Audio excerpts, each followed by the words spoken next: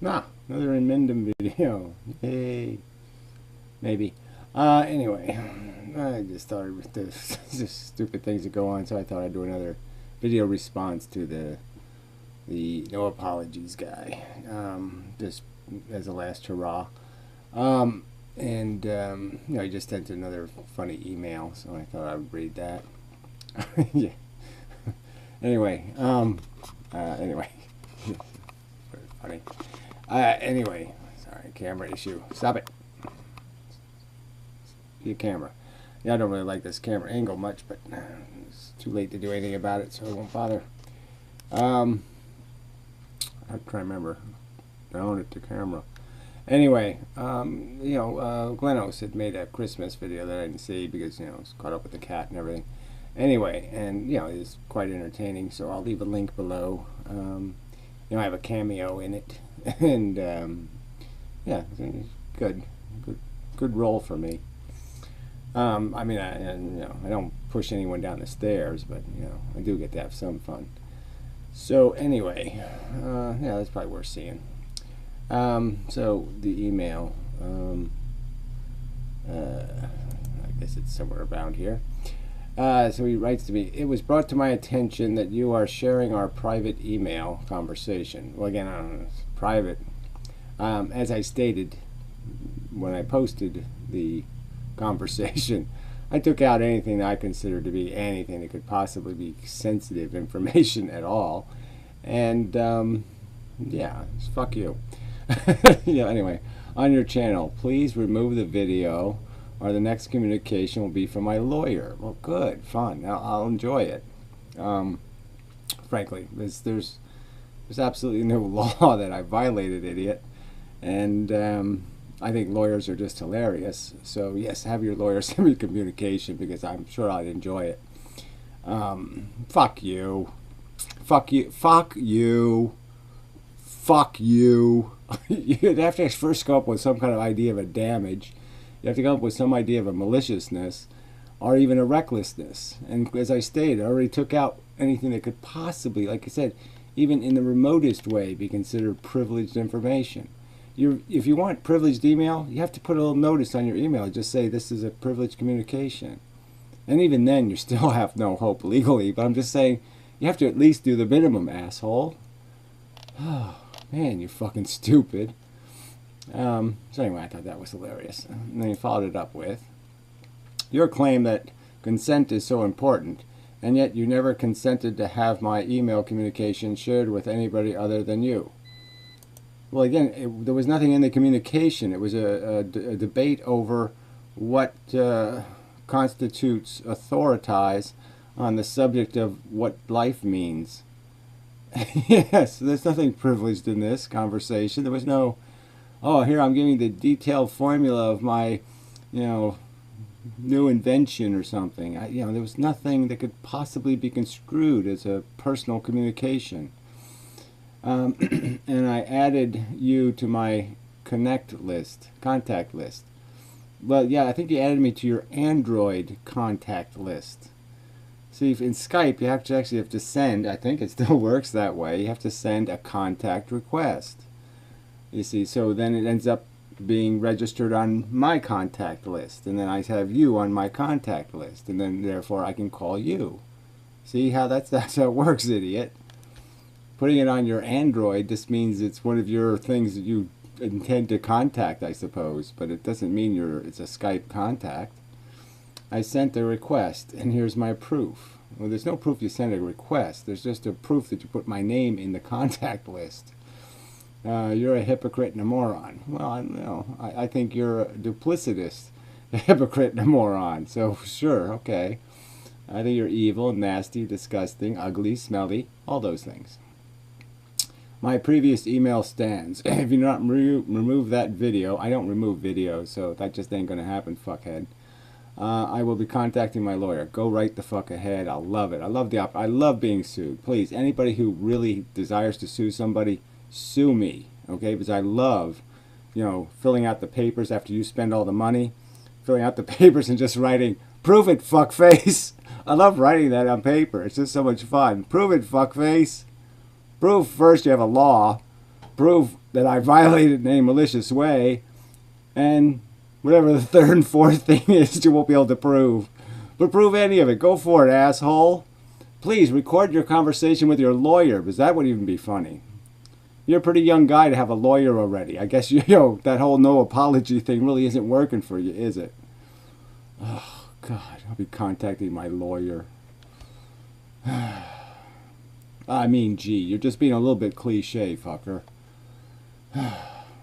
It's just whatever. So anyway, he really is a jerk in more than one way, I guess. So he's doing some video about the mayor of New York, who's a lunatic. So who cares? I mean, people should laugh at him, even if they would vote for him over the evil Republican, sure. But he is a laughable douche. And that Sinka guy from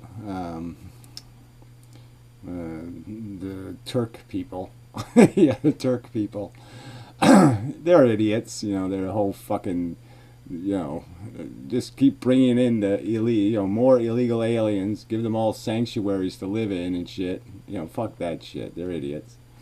Arguing from first principle antinatalism. There we go. But the other one here, feminism is supremacy, not equality. How so, retard? But yeah, I'm not going to play the video because it's probably not one good explanation of how that's possibly true. So I guess that's why he has a beard. He's doing that, macho man. It's funny. So sometimes when you start a project, you don't always know where it's going to take you.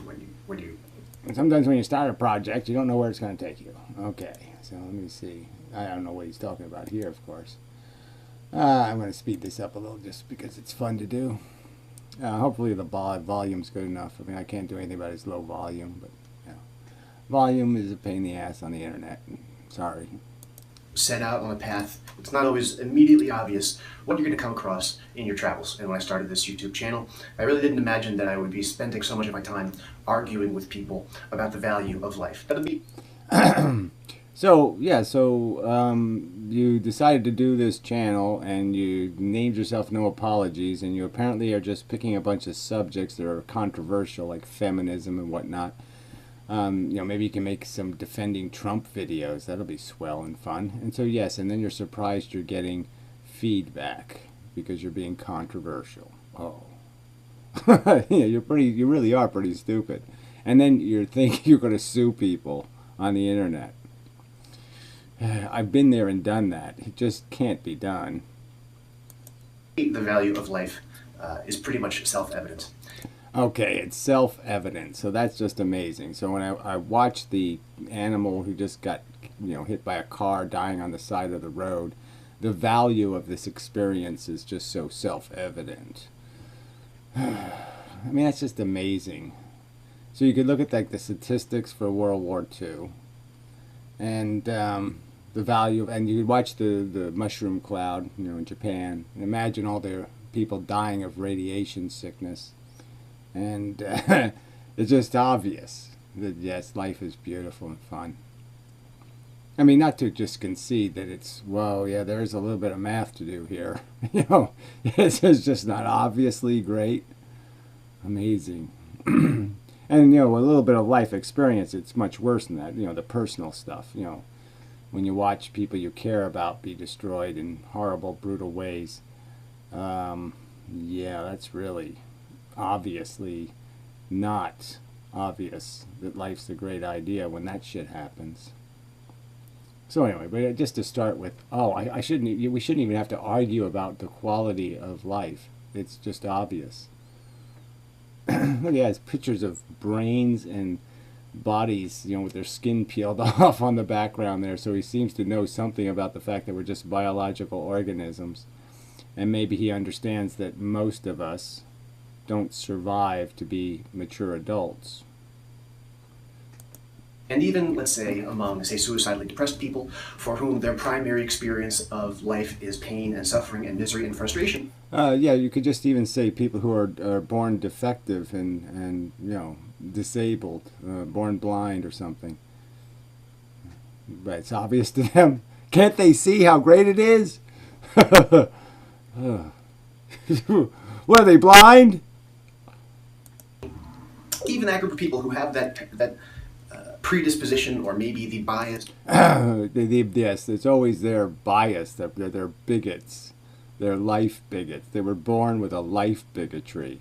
There wasn't any experience or circumstance that gave them the impression they were in jeopardy. No, it occurred to them on their very own to say, gee, this is all stinky. And there wasn't any stinky. They just made up all the stinky parts.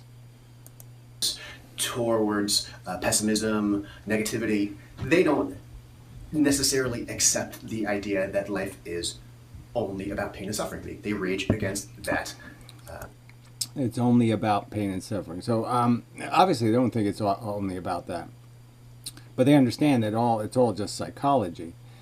And the very fact that you're paying this service fee, you're paying for it.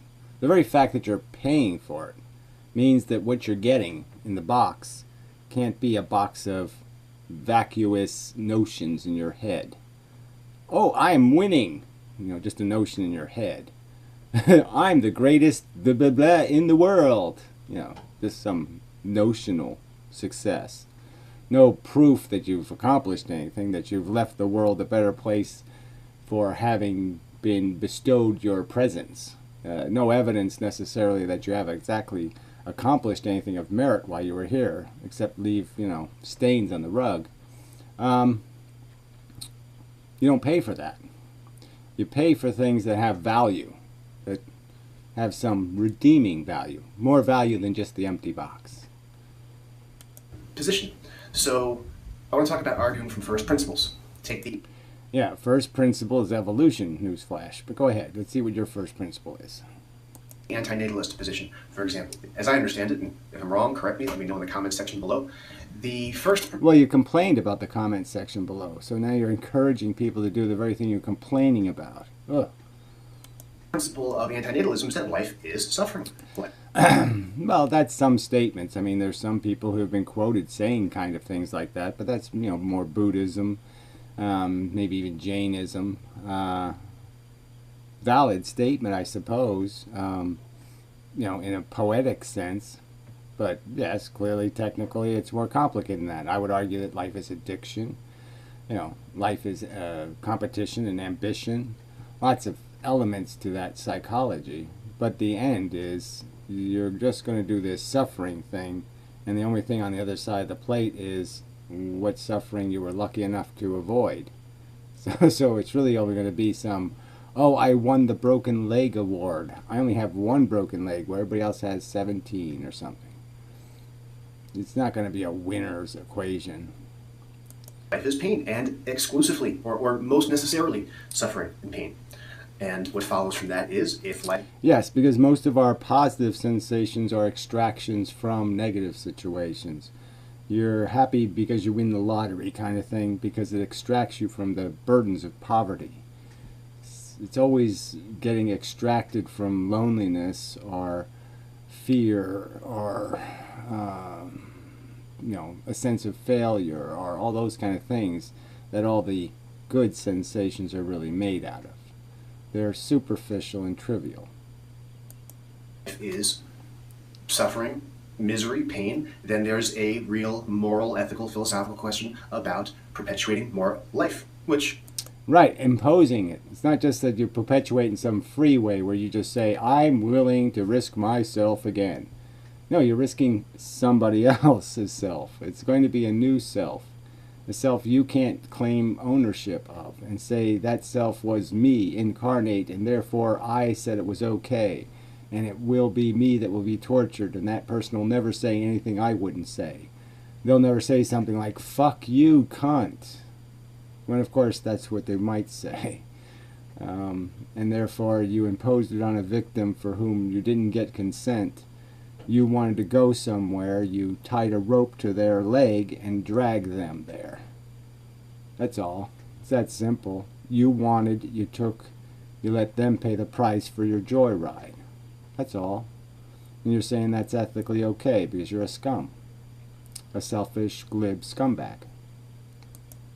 If that were true, if, as your a priori presupposition, if that were true, then I would say, yeah, absolutely. Absolutely, there's a moral ethical question, but I fundamentally disagree. And the strength of argument, what's he disagreeing with? I didn't even understand how that logic even works. He's going first principle. So the first principle is, well, you acknowledge that suffering exists. You know, not just say that life is just suffering. Why, clearly, no one logically is saying that. Even the people who say life is suffering, they're not saying that's all it ever is. There's no other moment where you have any peace from your suffering. It's just a general statement that the game is really going to be more about the suffering you're avoiding or the suffering you're enduring. And it's really not going to be about much else.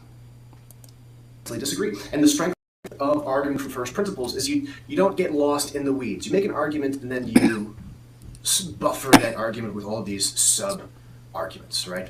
You don't get lost in the weeds of what? That imposition is a real word, that consent is a real concept, that you're doing the imposition thing without consent, clearly. You're risking somebody else's welfare. There's no doubt about it. You're going to Las Vegas with their money in your pocket. You're playing the game like you're having fun, and you're saying it's okay if I lose all their money. You're incredibly unethical. These finer points, nuances, evidence, what have you. But I like arguing from first principles because you get right to the heart of the matter, you cut through all the bullshit, and you can really find the strength or weakness of a particular position, syllogism, formula, whatever the case might be. Right, so this premise, this argument from, I'll give you an example of the argument I didn't make, okay, that is always a great argument, but it has nothing to do with this subject, because I didn't make any such argument. I didn't dispute anything whatsoever. I didn't counter anything here at all with anything. I haven't said a motherfucking thing, right? He's halfway through his video, hasn't said anything yet. I happen to think that the antinatalist first principle is a really foundationally weak principle, because you have to ignore a whole lot of other information in order to make a particular position. Right, so again, he says we're Buddhists and therefore we have to be consistent with Buddhist philosophy, when Buddhist philosophy takes that line, life is suffering, and all the bunch of different people make a different interpretation out of it. The Jains, even for example, aren't very aggressive in stopping people from having babies. They're very aggressive by not harming animals, but it doesn't seem like they're very aggressive in like, you know, throwing, you know, cow poo at pregos. If you have to ignore lots of data to support a position, then I think that makes the position fundamentally weak and easy to dismiss, right? If you believe that life is yes, well, again, what data did we ignore, asshole? So again, what is this? So your whole argument is going to be based on this premise of an absolute statement that no anti-natalist actually made. So it's not like you're quoting an actual anti-natalist anywhere. Life is suffering, right? I mean, Benatar doesn't say that. I haven't said that. I don't know who you're quoting. Who are you quoting? Buddha. Well, Buddha was a poet, so it's a piece of poetry. Pain, or primarily pain and suffering. I mean, you have to ignore altruism. You have to ignore happiness, kindness. No, you just have to explain what all of those things are out of. And clearly, altruism can be argued that there is no real such thing, that everything has to be converted into some self-interest. So you do things because you don't want to be humiliated, you don't want to embarrass yourself, you don't want to be a hypocrite or duplicitous. So if you say something like, I love you guys, and then you don't jump on the grenade, you know, it makes you a hypocrite.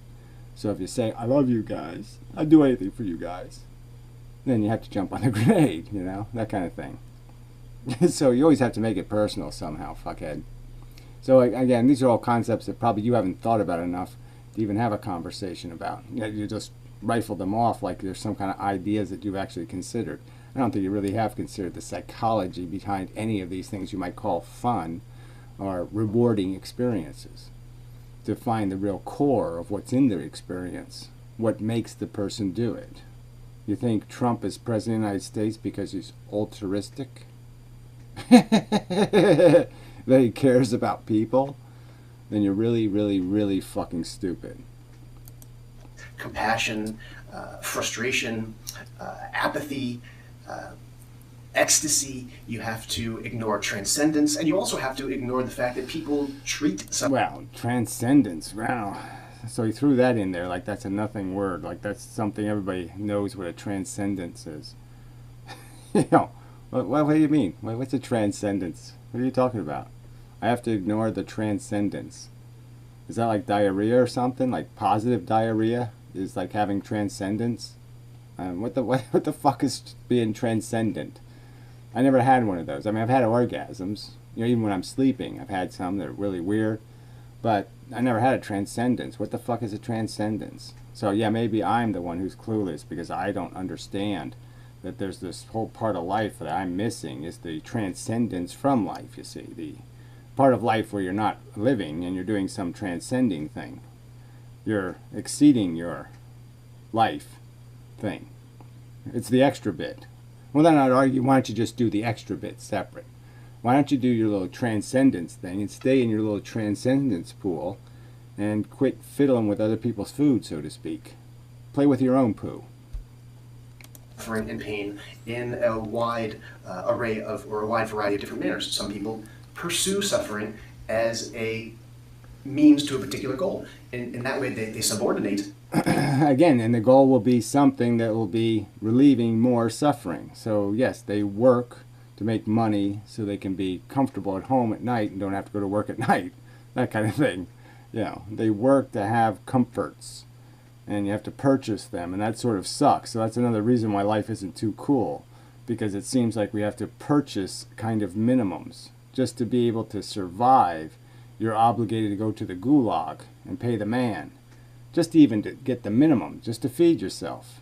They're going to obligate you to play your game. I'm going to be obligated to play in your Borg just to squeak by physically. You know, let alone be comfortable in some way. Just to meet the minimum standards of survival. You know, the minimum decency of having a place to, you know, wash up and such.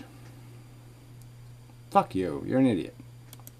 Pain, misery, suffering, to some other goal which will ultimately bring them happiness, or some other desired end. Again, there's no permanent happiness, so bringing happiness is like bringing survival. Like, what does that mean? Survive until what? You're dead?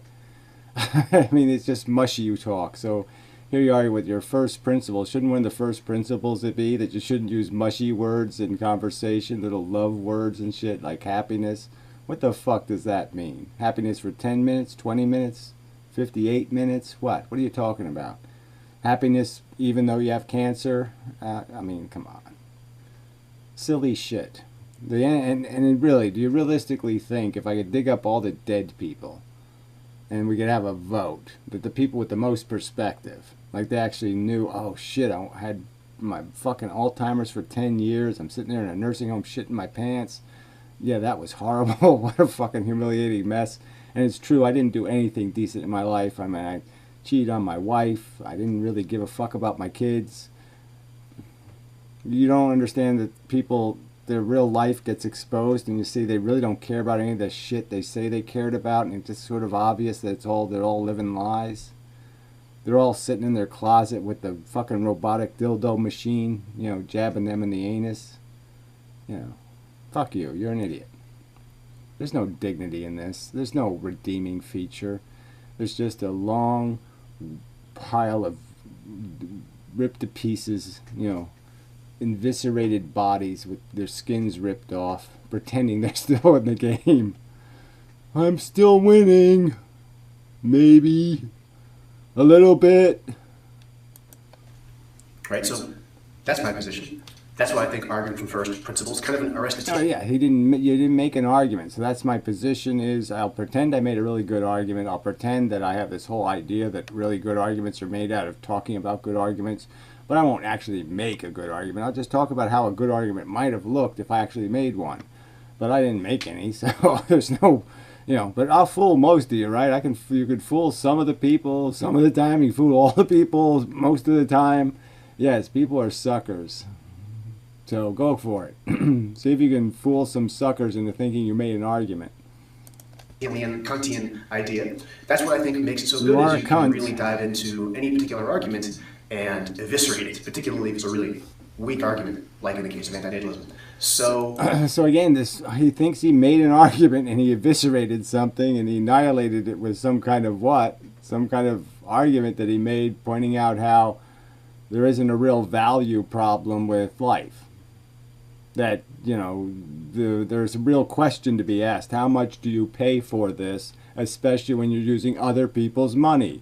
You're going to the store, you're going to buy some torture and some other nasty bits associated with whatever it is you're after, the little shiny, plastic piece of jewelry.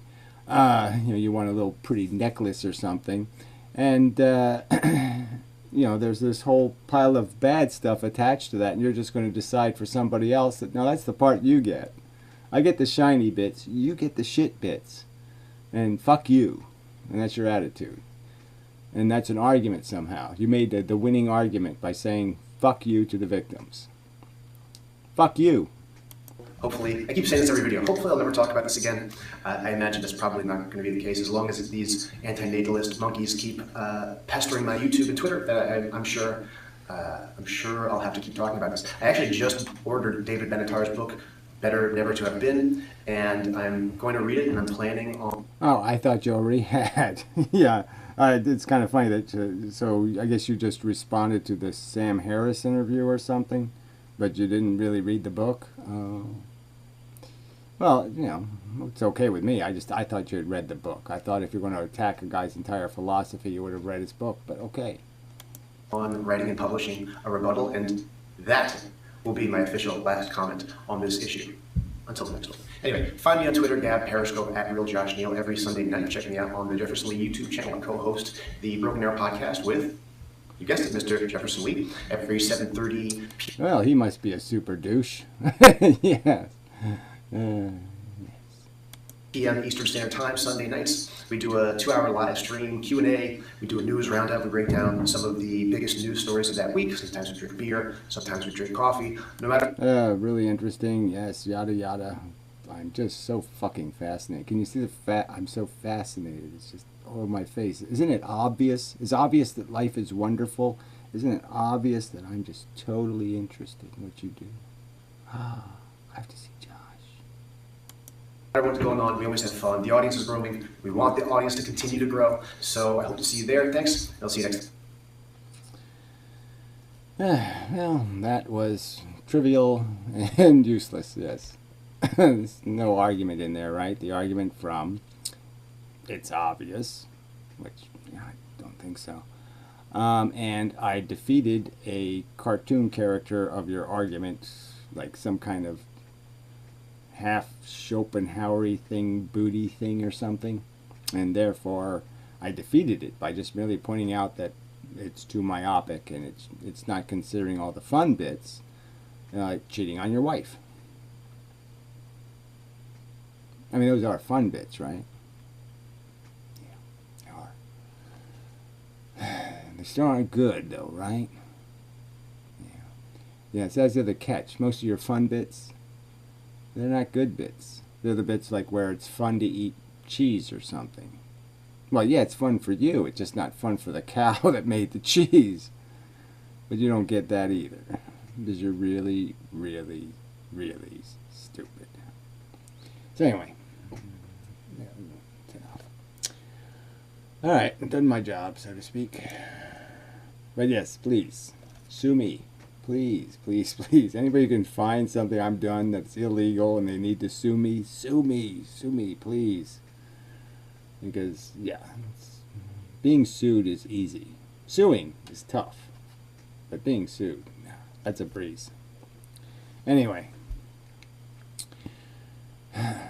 Unless you're guilty of something. Funny. So anyway. Till next time, and such. I think that's enough. Probably. There's probably something else I should mention, but I don't. Just doesn't occur to me at the minute. So maybe next time or something.